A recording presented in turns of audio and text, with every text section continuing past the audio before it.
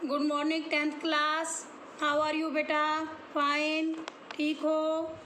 तो बेटा आपका सिलेबस पाठ्यक्रम जो है फर्स्ट टर्म का सारा कंप्लीट हो चुका है, रिवीजन भी हो चुकी है। आइए हम अभी जो आपके चैप्टर्स हैं दोबारा से आपका जो बेटा यूनिट टेस्ट में जो हो चुका था उसके अतिरिक्त पहले फर्स्ट जो आपका टेस्ट होगा बेटा फर्स्ट टर्म का, उससे 2 पार्ट में टेस्ट दिए जाएंगे, ठीक है। उसका पाठ्यक्रम भी आपको भेजा जाएगा। तो आइए सबसे पहले हम मीरा के पद जो कि फर्स्ट टेस्ट में आपके पाठ्यक्रम में है, मीरा के पद एक बार फिर इसका जो पाठ्य पुस्तक के प्रश्न उत्तर हैं ये दोबारा से हम रिवाइज़ कर लेते हैं बेटा। इसको ध्यान से सुनिएगा, ठीक है। जिन्होंने पहले नहीं सुने हैं या नहीं लिखे हैं वो भी देख लेना। और मैं अभी इसका सरलार्थ सप्रसंग व्याख्या करती हूँ इसकी मीरा के पद पाठ की, ठीक है। तो पहला पद है, पहले पद में इसमें पूछा है कि हरि आप हरो जनरी भीर, यानी इस पद में जो कवित्री है, इस पद के कवित्री कौन है बेटा? मीराबाई है ना। तो मीराबाई के द्वारा ये पद रचे गए हैं, दोनों पद है, 2 पद हैं इस पाठ में। और उन्होंने अपने आराध्य यानी अपने इष्ट देव भगवान श्री कृष्ण, किसकी भक्ति? वो श्री कृष्ण की भक्ति न थी ना, तो अपनी पीड़ा को दूर करने के लिए उन्होंने प्रार्थना की है। तो मीराबाई श्री कृष्ण को संबोधित करते हुए कहती हैं कि आप तो हमेशा ही अपने भक्तों की पीड़ा को दूर कर देते हैं, ठीक है। भक्ति जबरी भीर की भक्तों की पीड़ा को दूर कर देते हैं। द्रौपदी री लाज राखी आप बढ़ायो चीर, यानी हे भगवान, हे कृष्ण, आपने कौरवों में जब भरी सभा में द्रौपदी को का अपमानित किया जा रहा था तो आपने उसके वस्त्र को बढ़ाकर उसके मान सम्मान की रक्षा की थी, ठीक है। भक्त कारण रूप नरहरि धर्यो आप शरीर, भक्त प्रहलाद को हिरण्यकश्यप ने मारने की कोशिश की थी तो आपने नरसिंह अवतार लेकर प्रहलाद की रक्षा की थी। बूढ़तो गजराज राख्यो काटी कुंजर पीर, जब एक हाथी को जल के अंदर मगरमच्छ ने मारने की कोशिश की तो आपने मगरमच्छ को मारकर हाथी के प्राणों की रक्षा की थी। दासी मीरा लाल गिरधर हरो महारी वीर, ये सब उदाहरण देते हुए मीराबाई कहती है कि वह तो ऐसे श्री कृष्ण की दासी है और सदा ही श्री कृष्ण जो है अपने भक्तों की रक्षा करते हैं। इसी प्रकार मेरे भी पीड़ा को श्री कृष्ण ही दूर करेंगे, इसलिए वह अपने दुखों को दूर करने के लिए श्री कृष्ण से प्रार्थना करती है। वह श्री कृष्ण के दर्शनों की प्यासी है, श्री कृष्ण के दर्शन पाकर ही उसकी पीड़ा दूर हो सकती है। समझ आ गया बेटा? अब आ जाइए दूसरे पर। श्याम माने चाकर राखो जी, श्याम गिरधारी लाला माने चाकर राखो जी। तो बेटा मीराबाई श्री कृष्ण को संबोधित करते हुए कहती है कि हे कृष्ण, मुझे अपनी सेविका के रूप में स्वीकार कर लो।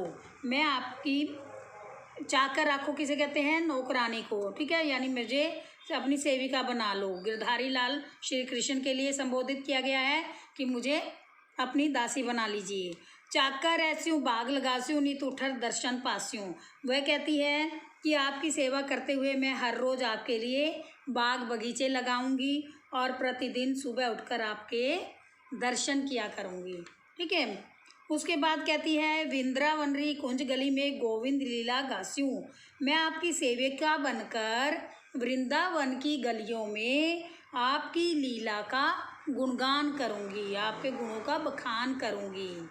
चाकरी में दर्शन पास्यूँ स्मरण पास्यूँ खर्ची भाव भक्ति जागरी पास्यूँ तीनों बातां सरसी। ये मैंने बहुत अच्छे से पहले भी क्लियर किया हुआ है बेटा, एक बार फिर दोबारा से ध्यान देकर सुने बेटा। अब वो कहती है कि आपकी सेवा करते हुए मैं आपके दर्शन और नाम स्मरण को वेतन के रूप में पा जाऊंगी और भक्ति रूपी संपत्ति को प्राप्त करूंगी। मेरे लिए ये तीनों बातें अच्छी हो जाएंगी। कैसे अच्छी हो जाएंगी? कि भाव भक्ति जागरी पास्यूँ, इसका मतलब क्या है कि मैं आपकी सेवा में दर्शन, नाम स्मरण और भक्ति तीनों को इकट्ठा ही प्राप्त कर लूँगी, मुझे लाभ हो जाएगा। आगे है मोर मुकुट पीताम्बर सो है गल वैजंती माला। वह श्री कृष्ण के रूप सौंदर्य का वर्णन करते हुए कहती है कि श्री कृष्ण के जो मस्तक पर मोर के पंखों का मुकुट है और शरीर पर पीला वस्त्र सुशोभित हो रहा है। उसमें गले वैजंती माला और गले में वैजंती की माला पहनी हुई है। वैजंती फूलों को कहा गया बेटा, एक विशेष किस्म के फूल होते हैं। वृंदावन में धेनु चरावे मोहन मुरली वाला। फिर वो कहते हैं कि मोहन श्री कृष्ण वृंदावन में बांसुरी बजाते हुए गायें चरा रहे हैं, ठीक है, मुरली बजा रहे हैं। ऊंचा ऊंचा महल बनावा विच विच राखूं वारी। वो कहते हैं, वह इच्छा प्रकट करती है, वह कहती है कि ऊंचे ऊंचे महलों का मैं निर्माण करवा कर उनके बीच में खिड़कियां रखना चाहती हूँ। क्यों रखना चाहती हूँ? ताकि उन खिड़कियों से, उन झरोकों से श्री कृष्ण के दर्शन कर सकें, ठीक है। सांवरियारा दर्शन पास्यूं पहर कुसुम्बी साड़ी, आधी रात प्रभु दर्शन दीजो जमुना जी के तीरा।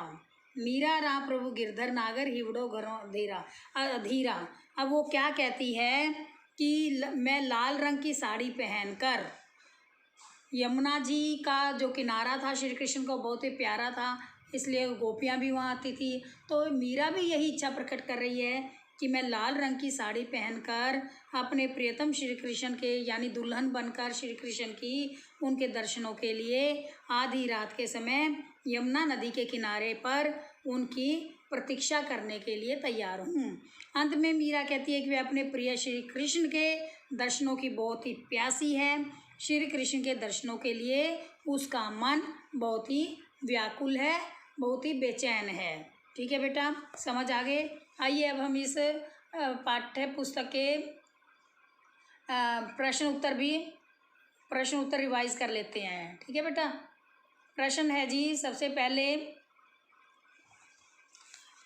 पद में हरि से पीड़ा हरने की बात जो विनती है वो कैसे की है, यही लिखवाया था ना मैंने कि पहले पद में मीरा ने हरि से अपनी पीड़ा हरने की विनती कैसे की है।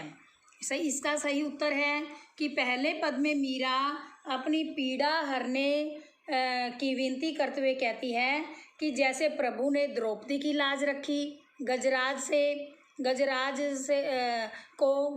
को मगरमच्छ रूपी मृत्यु के मुख से बचाया और भक्त प्रहलाद की रक्षा के लिए नरसिंह का अवतार लिया, तो उसी तरह भक्त होने के नाते भी वे मेरी यानी उसकी ये भी सांसारिक दुखों से मुक्ति दिलाएं और अपने चरणों में जगह देने की कृपा करें। प्रश्न 2, दूसरे पद में मीराबाई शाम की चाकरी क्यों करना चाहती है, स्पष्ट कीजिए।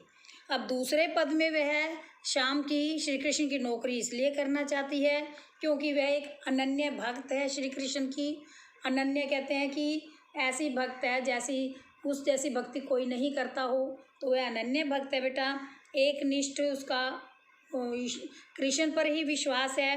वे अपनी प्रेम भक्ति की अभिव्यक्ति करने के लिए प्रतिदिन बाग लगाकर सवेरे उठकर उनके लिए उनके दर्शन करना चाहती है और वह चाहती है वृंदावन की गलियों में घूम घूम कर उनकी लीलाओं का गान करूं और उनके तीनों भाव भक्ति, दर्शन और स्मरण की, ताकि उसकी पूर्ति हो सके, वे तीनों को पा सके। अब है प्रश्न 3, मीराबाई ने श्री कृष्ण के रूप सौंदर्य का वर्णन कैसे किया है। उसने क्या कहा है कि सिर पर मोर का मुकुट है, गले में वैजंती माला है, पीला वस्त्र पहना हुआ है जो कि उनके सौंदर्य को 4 चांद लगा रहा है, और मुंह पर उनकी मुरली सजी हुई है, वैजंती माला है, तो ग्वाल बालों के साथ गाय चराते हुए वे मुरली बजाते हुए बहुत ही सुंदर लग रहे हैं। नेक्स्ट है मीराबाई की भाषा शैली पर प्रकाश डालिए, यानी इसकी भाषा के बारे में क्या विशेषता है। मीराबाई ने दोहों की रचना करते हुए कौन कौन सी भाषाओं का इसमें संयोग किया है। इसमें उन्होंने राजस्थानी, ब्रज, गुजराती, बेटा तीनों भाषाओं का मिश्रण है, क्योंकि वह गुजरात की रहने वाली थी, ब्रज में वह घूमती थी, राजस्थान कई शादी थी उसकी, तो इस प्रकार तीनों जगह की भाषाओं का, राजस्थानी, ब्रज और गुजराती भाषाओं का मिश्रण पाया गया है। पंजाबी, खड़ी बोली, पूर्वी हिंदी का प्रयोग भी किया गया। मीराबाई की भाषा जो है उसमें एक ओज है, यानी प्रवाह है बड़ा, कि प्रवाह का गुण वो होता है बेटा कि जो व्यक्ति है वो रुचि से उनको सुनते हैं और सुनता है और उनको पढ़ता है, पढ़े भी जाते हैं ये प्रवाह से लय में। तो इस प्रकार से शब्द योजना जो है बेटा विषय के अनुरूप है, उदाहरण है। इसके अतिरिक्त अलंकारों का भी जगह जगह प्रयोग किया गया है।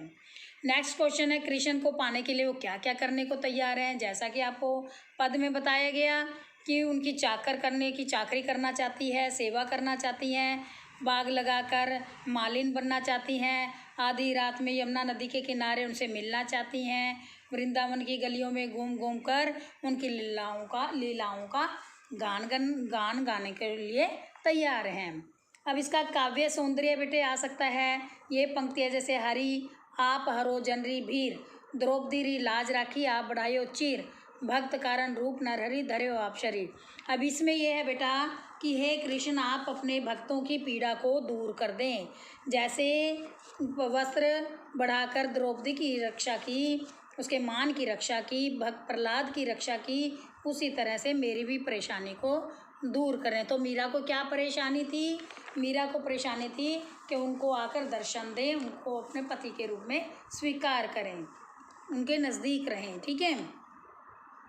नेक्स्ट है, बूढ़तो गजराज राख्यो काटी कुंजर पीर, दासी मीरा गिरलाल गिरधर हरो म्हारी भीर।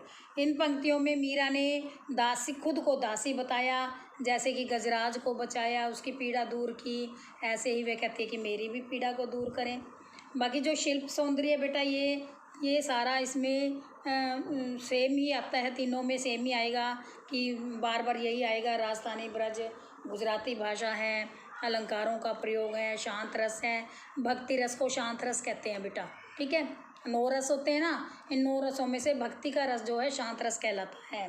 सरल सहज प्रवाहमयी भाषा, ये एक शिल्प सौंदर्य अगर आप लर्न कर लोगे तो तीनों में से कोई भी पंक्ति आती है तो आप आराम से कर सकते हैं। नेक्स्ट है, चाकरी में दर्शन पास्यों सुमरन पास्यों खर्ची, भाव भक्ति जागरी पास्यों तीनों बातें सरसी। यानी वह कहते हैं कि आपकी चाकरी करके मैं तीनों बातों को प्राप्त कर लूँगी, स्मरण कर भी हो जाएगा आपका, भक्ति भी पालूँगी और आपके दर्शनों की भी अभिलाषा पूरी हो जाएगी। ठीक है। अब आ जाइए आप जीवन मूल्य प्रश्न पर। जीवन मूल्य प्रश्न बेटा कहीं से भी कोई भी प्रश्न आ सकता है। अगर आपने अच्छे से दोहों को समझ लिया है तो आप अपनी इच्छा से प्रश्न कोई उत्तर लिख सकते हो। ये कोई आवश्यक नहीं होता कि जो मैं सारे लिखवाए हैं ये एज इट इज़ आपने लर्न करने हैं, ऐसा नहीं है। आप अपने विचार दे सकते हैं कि मीरा कृष्ण की चाकरी क्यों करना चाहती है, उसका लक्ष्य सांसारिक सुखों की प्राप्ति क्यों नहीं है, तो आप बताएं। तो क्यों नहीं है बेटा? क्योंकि वह अनन्य भक्त थी श्री कृष्ण की, उसको मिलने की व्याकुलता थी। ये इसका प्रधान जो विषय है इन पदों में, तो उसको श्री कृष्ण से मिलने की व्याकुलता का वर्णन है। ठीक है। इसमें भी जैसे श्याम माने राखो चाकर राखो जी, इस पंक्ति से स्पष्ट प्रतीत होता है कि वह उसकी नौकरी करना चाहती है, नौकर बनने के लिए भी तैयार है, ताकि वह हर पल श्री कृष्ण के दर्शन कर सकें।